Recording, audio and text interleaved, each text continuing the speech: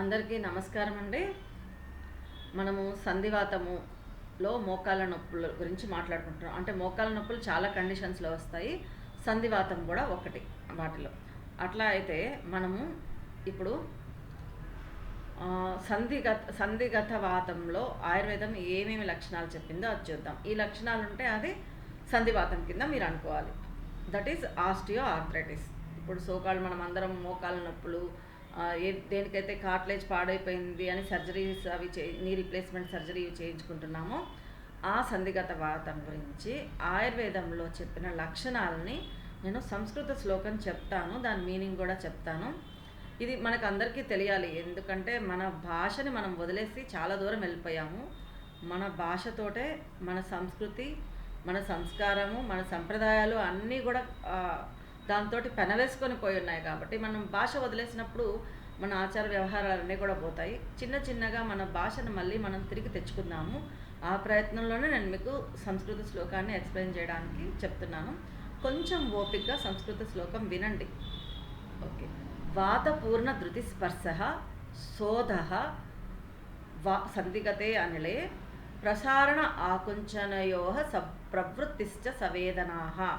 అంటే ఇది సంధిగత వాతం గురించి చెప్పిన లక్షణాలు ఇందులో ఉన్నాయి. వాతపూర్ణ ధృతిస్పర్శ అంటే లోపల గాలి నింపిన బెలూన్ లాగా, వాతపూర్ణ గాలి నింపిన బెలూన్ లాగా వాతపూర్ణ ధృతిస్పర్శ. మనం టచ్ చేయడానికి ఎట్లా ఉంటుందంటే మన జాయింట్ వాతం నింపిన లోపల గాలి నిండిన తిత్తిలాగా, గాలి తిత్తిలాగా మనకి అనిపిస్తుంది టచ్ చేయడానికి జాయింట్. ఇంకా అందులో కొంచెం స్టిఫ్నెస్ ఉంటుంది. వాతపూర్ణ ధృతిస్పర్శ సంధిగతే అని. శోధ అంటే స్వెల్లింగ్, వాపు ఉంటుంది. ఈ వాపు ఏంటి, మనకి లోపల ఏముండదు, గాలితోటే వాపు ఉంటుంది. వాతపూర్ణ ధృతిస్పర్శ శోధ సంధిగతే అనిలే ప్రసారణ ఆకుంచనయో ప్రవృత్తిశ్చ సవేదన. ప్రసారణ అంటే ఇప్పుడు మన శరీరం నుంచి ఇలా దూరంగా తీసుకెళ్ళేది ఎక్స్టెన్షన్, ఇది ప్రసారణ. ఆకుంచన అంటే దగ్గరికి తీసుకోవడం. ప్రసారణ ఆకుంచన, ఈ ప్రసారణ ఆకుంచనాల్లో అంటే మనము దాన్ని ఎక్స్టెండ్ చేసినప్పుడు, మనం మళ్ళీ చేతిని దగ్గరికి తెచ్చుకున్నప్పుడు, ఈ రెండు కండిషన్స్లో కూడా ఇవి చేయాలన్నప్పుడు మనకి ఈ జాయింట్ దగ్గర, కీలు దగ్గర, సంధి దగ్గర నొప్పి వస్తుంది. దాన్ని వేదన అన్నారు. సో ఇంకొకసారి శ్లోకం చెప్తాను, గుర్తుపెట్టుకోండి. ఈ లక్షణాలు ఉంటే అది సంధివాతం. వాతపూర్ణ ధృతిస్పర్శ శోధ సంధిగతే అనిలే ప్రసారణ ఆకుంచనయ ప్రవృత్తిశ్చ సవేదన. ఇది సంధిగత వాత లక్షణం. మనకి ఈ లక్షణాలు కనిపిస్తే అంటే మన జాయింట్ బెలూన్ లాగా ఉబ్బి, అక్కడ టచ్కి లోపల గాలి నిన్నట్లుగా ఉండి, మనకి కొంచెం స్వెల్లింగ్ ఉండి, మనము ఫ్లెక్షన్ ఎక్స్టెన్షన్లో మనకి పెయిన్ ఉంటే కనుక, నొప్పి ఉంటే అది జాయింట్ ఇన్వాల్వ్మెంట్ ఉంది అక్కడ, ఇది సంధిగత వాతము, ఇది వాత వ్యాధి అని మనకు అర్థమవుతుంది. ఇట్లా వాత వ్యాధి, ఈ సంధిగత వాతం వల్లనే మనకి మోకాలు నొప్పులు పుడుతున్నాయి అని మన నిర్ధారణకు వచ్చినప్పుడు మనము అప్పుడు ఆ జాయింట్కి ఆయిల్ రాయడంలో తప్పులేదు. అట్లా కాకుండా వేరే కండిషన్లో, వేరే పరిస్థితుల్లో మనం కనుక ఆయిల్ రాస్తే మనకి నొప్పి పెరుగుతుంది. అదర్ ఇన్ఫ్లమేటరీ కండిషన్స్ ఉన్నాయి, ఆటో ఇమ్యూన్ కండిషన్స్ ఉన్నాయి, తర్వాత మనకి ఎనిమిక్ కండిషన్స్లో కూడా ఉంటాయి. ఏ కండిషన్ వల్ల మనకి ఇది వచ్చింది అనేది మనకు తెలిసిన తర్వాతనే మనము ఆయిల్ అప్లై చేయాలి. అట్లా కాదు, నాకు మోకాలు నొప్పి పుడుతున్నాయి, మనకి ఈ షాప్లో ఈ ఆయిల్ దొరుకుతుంది, అక్కడ అతను ఒక ఆయిల్ చేస్తాడు, అది మనం రాసుకుంటాము, మనకు తగ్గిపోతుంది. ఏంటబ్బా ఈ ఆయుర్వేదం ఆయిల్ ఎన్ని రోజుల నుంచి రాసినా నాకు ఈ నొప్పే తగ్గట్లేదు, ఈ ఆయుర్వేదం మందులు ఏం పనిచేయట్లేదు అనుకోవడము ఇది కరెక్ట్ కాదు. కరెక్ట్గా ఆ వ్యాధి నిర్ధారణ అయిన తర్వాత మనము ఆయిల్ ఏదన్నా తెచ్చుకొని వాడచ్చు. ఏదన్నా ఆయిల్ కూడా కాదు, అందరికీ అన్ని ఆయిల్స్ పనిచేయవు. మీకు ఏ ఆయిల్ పనిచేస్తుందో అది ఆయుర్వేద వైద్యుని సంప్రదించి మీరు ఆయిల్ వాడుకుంటే ఖచ్చితంగా మీకు రిజల్ట్ వస్తుంది. ఎందుకంటే ఈ సంధివాతంలో కూడా మీకు కేవలం వాతంతో రావచ్చు, లేకపోతే ఆ సంధిని ఆశ్రయించుకొనున్న ఈ మజిల్స్ ఏవైతే ఉన్నాయో, మజిల్స్ కానీ, టెండాన్స్ కానీ, లిగమెంట్స్ కానీ, వీటిల్లో ఏమన్నా వీక్నెస్ ఉన్నా కూడా మనకి జాయింట్ పెయిన్ రావచ్చు. కాబట్టి దేనికి ఏ కండిషన్లో ఏ ఆయిల్ ఇవ్వాలి అనేది ఆయుర్వేద వైద్యుడు నిర్ణయిస్తాడు. మీకు దగ్గరలో ఉన్న ఏ వైద్యుడినైనా మీరు సంప్రదించి ఆయిల్ తీసుకొని ఆ ఆయిల్ని వాడుకోవచ్చు. ఇది ఏది సంధిగత వాతము వచ్చిన వాళ్ళు, ఆస్టియో ఆర్థరైటిస్ డయాగ్నోసిస్ అయిన వాళ్ళు. అట్లా కాకుండా జనరల్గా మనకి ఈ రోజుల్లో మనము సాధారణంగా ఈ సంధివాతం ఎవరికి వస్తుంది? ముసలి వాళ్ళకి వస్తుంది. ఏజ్, ఒక సర్టెన్ ఏజ్ దాటిన వాళ్ళకి, లేకపోతే వాళ్ళ జాయింట్స్ని ఎక్కువ వాడేసిన వాళ్ళకి. ఇప్పుడు మనకి స్పోర్ట్స్ పర్సన్స్ ఉన్నారు, విపరీతంగా రన్నింగ్ చేస్తున్నారు, అథ్లెటిక్స్ ఉన్నారు, వాళ్ళు ఎక్కువ దాన్ని యూజ్ చేసేసినప్పుడు కూడా అక్కడ కార్టిలేజ్ దెబ్బతింటుంది, వాళ్ళకి వస్తుంది. అట్లా కాకుండా అస్సలు యూజ్ చేయకుండా ఉంటారు. అట్ ప్రజెంట్ ఇప్పట్లో చిన్న పిల్లల్లో మనం చూస్తున్నాము, చిన్నప్పటి నుంచి కూడా వాళ్ళకి they are not even using Indian toilet కూడా యూజ్ చేయట్లేదు. వాళ్ళు స్క్వాటింగ్ పొజిషన్లోకి అసలు వెళ్ళట్లేదు. అప్పుడు జాయింట్ మనం ప్రాపర్లీ దాన్ని ఫుల్ ఫ్లెక్షన్ చేయట్లేదు జాయింట్ని. అట్లాంటప్పుడు ఆ జాయింట్ అన్యూజ్డ్ అయిపోతుంది. అన్యూజ్డ్ అయిపోయినప్పుడు ఆ జాయింట్లో బలం ఉండదు. మనము ఎంత వాడితే మన శరీర కండరాలు అంత బలంగా ఉంటాయి. మళ్ళీ అతిగా వాడితే అప్పుడు మంచిది కాదు, అసలు వాడకపోతే కూడా మంచిది కాదు. ఇప్పుడు ఏమవుతుందంటే మనం అబ్జర్వ్ చేసేది, ఆఫ్టర్ టీనేజ్ 20s 30sలో ఉన్న పిల్లలు ఎక్కువగా జిమ్కి వెళ్ళడము, విపరీతమైన ఎక్సర్సైజ్ చేయడము, దీంతో వాళ్ళ జాయింట్స్ పాడు చేసుకుంటున్నారు. చిన్నపిల్లల్ని వాళ్ళకి ఉండే కండిషన్స్ని బట్టి, వాళ్ళు అతి గారాభం వల్ల అయితేనేమి, మన ప్రస్తుతం ఉండే కాల ప్రభావం వల్లనైతేనేమి పిల్లలు అసలు స్క్వాటింగ్ పొజిషన్లోకి వెళ్ళట్లేదు.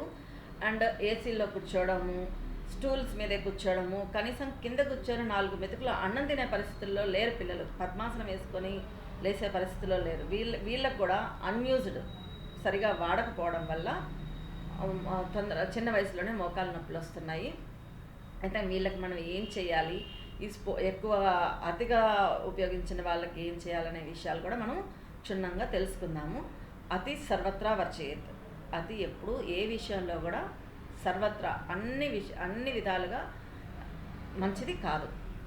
సో ఈ రెండు మనం ప్రస్తుతం సొసైటీలో చూస్తూ ఉన్నాము.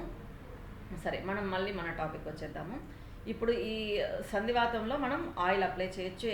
ఏ ఆయిల్ అనేది అనుకున్నాం కదా. ఇది కాకుండా ఎవరికైతే సంధివాతం లేదో, ఎవరు స్వస్థులుగా ఉన్నారు, వాళ్ళ జాయింట్స్ అన్నీ బాగున్నాయి, ఇప్పుడు 30 ఏళ్ళు 40 ఏళ్ళు బాగున్నాయి, 50 years బాగానే ఉన్నాయి, కానీ తర్వాత కాల ప్రభావం వల్ల వయసుతో పాటు అన్నిట్లో కూడా క్షీణత మొదలవుతుంది. ఎట్లాగైతే మన మొహంలో ముడతలు వస్తాయో, స్కిన్లో చేంజెస్ వచ్చి మన జుట్టు ఎట్లాగైతే తెల్లబడుతుందో, అదేవిధంగా శరీరంలో ఉన్న ప్రతి కణజాలంలో కూడా ఏజింగ్ ప్రాసెస్ స్టార్ట్ అవుతుంది.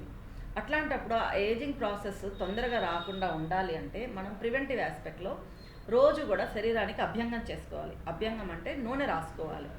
అది వీళ్ళకి సాధారణంగా వాళ్ళకి ఏ నూనె సెట్ అయితే ఆ నూనె. అంటే జనరల్లీ ఏంటంటే ఎక్కువ వేడి కాలం అయినప్పుడు మనము ఉష్ణకాలంలో కొబ్బరి నూనె, శీతకాలంలో నువ్వుల నూనె వాడుకోవచ్చు. ఈ కొబ్బరి నూనె, నువ్వుల నూనె కూడా మీరు ప్రాపర్లీ కోల్డ్ కంప్రెస్డ్ ఆయిల్, అంటే గానుగల నుంచి తీసుకున్న నూనె అయితేనే మనం అనుకున్న ఫలితాలు ఇస్తుంది, లేకపోతే ఇవ్వదు.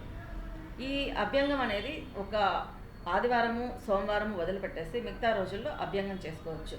అభ్యంగం చేయడానికి వీలు అవ్వని పరిస్థితుల్లో మీరు స్నానం చేసే సున్నిపిండిలో ఆయిల్ వేసుకొని దాంతో కూడా డైరెక్ట్గా స్నానం చేసేయచ్చు. ఆఫీస్ వెళ్ళే వాళ్ళకి కుదరకపోవచ్చు, పొద్దున్నే 6:30 7 గంటలకు కూడా వంటలు చేసుకొని బయలుదేరే వాళ్ళు ఉంటారు. అట్లాంటి వాళ్ళు సున్నిపిండిలో ఆయిల్ వేసుకొని దాంతో స్నానం చేయొచ్చు. దయ నుంచి సబ్బు వదిలిపెట్టండి. సబ్బు వాడడం వల్ల చాలా మనకి అనర్థాలు ఉన్నాయి. ఈ రోజుల్లో మనకి అందరికీ వైటమిన్ డి లోపం రావడానికి మెయిన్ కారణం మనం వాడే సబ్బు, మనం వాడే సన్స్క్రీన్ లోషన్స్. మన పద్ధతి, మన ట్రెడిషనల్ మెథడ్, ఆయుర్వేదం చెప్పిన పద్ధతి ఏంటి అంటే, చిన్నపిల్లాడికి బాలింతతో ఉన్న బిడ్డకి, నూతనంగా సద్యోజాత శిశువుకి మనం ఏం ఇస్తామంటే రోజు ఆయిల్ అప్లై చేసి వేడి నీళ్ళతో స్నానం చేపిస్తాం. రోజు ఆయిల్ అప్లై చేసి సున్నిపిండితోటి స్నానం చేస్తాం. పిల్లవాడికి మనం వాడుతున్నాము అంటే అది అందరికీ మంచిది. మనం ఎందుకు పిల్లవాడికి వాడి చూపిస్తాము అంటే ఇది ఆచరణలో తర్వాత పెడతారని. మనం ఏం చేస్తున్నామంటే పిల్లవాడికి 21 రోజులు పెద్దవాళ్ళు, ముసలివాళ్ళు, ఇంట్లో వాళ్ళు పోడుపడలేక వాళ్ళు చెప్పినట్లు చేసేసి తర్వాత మళ్ళీ ఈజీగా ఉంటుంది కదా అని సబ్బు తెచ్చేస్తున్నాం. కానీ మనం ఒక 5 నిమిషాలు ఎక్స్ట్రా అవుతుంది, లేకపోతే 10 నిమిషాలు అవుతుంది. ఆ 10 నిమిషాలు కేటాయించుకొని మనం ఉండగలిగితే పిల్లవాడికి మంచి హెల్త్ ఇస్తాము, మనము హెల్తీగా ఉంటాము. సో దయ నుంచి సబ్బు వదిలిపెట్టేసి, సున్నిపిండి అంటే ఏమీ లేదు. ఈ రోజుల్లో సున్నిపిండి అంటే కూడా చాలామందికి తెలియదు. సున్నిపిండి అంటే మీరు అందులో ఏమీ సుగంధ ద్రవ్యాలు కూడా వేయక్కర్లేదు. 1 కేజీ పెసలకి 1/4 కేజీ బియ్యం వేసి మెత్తగా మిషన్లో పట్టించేసేస్తే అదే సున్నిపిండి. దాంట్లో మీరు కోల్డ్ కంప్రెస్డ్ ఆయిల్ కలుపుకోవచ్చు, లేదంటే వాళ్ళకి నల్పరమాది తైలము జనరల్గా వాడచ్చు. నల్పరమాది తైలం ఎవరికైతే పసుపు పడుతుందో వాళ్ళు నల్పరమాది తైలం వాడచ్చు, లేదు అంటే నువ్వుల నూనె వాడచ్చు. ఇది రోజు శరీరానికి అప్లై చేసుకొని మీరు హాయిగా స్నానం చేసేసి మీ పనులు మీరు చేసుకుని ఉంటే ఆ స్కిన్ మీద ఉండే ఆయిల్ దాని పని అది చేసుకుంటూ వెళ్తుంది. ఎట్లా అంటే తొందరగా ముడతలు పడదు. తర్వాత సూర్యకిరణాలు ఆ చర్మం మీద పడినప్పుడు అది వైటమిన్ డి తయారు చేసుకుంటుంది. ఎముకలు పుష్టిగా ఉంటాయి, ఆరోగ్యంగా ఉంటాము. దానివల్ల చాలా ప్రయోజనాలు ఉన్నాయి. సో ఇది ఒక్క పని చేయగలిగితే మీరు సంధివాతం నుంచి కూడా విముక్తులు అవుతారు. చాలా వాత రోగాల నుంచి కూడా మీకు విముక్తి దొరుకుతుంది. జై ఆయుర్వేద.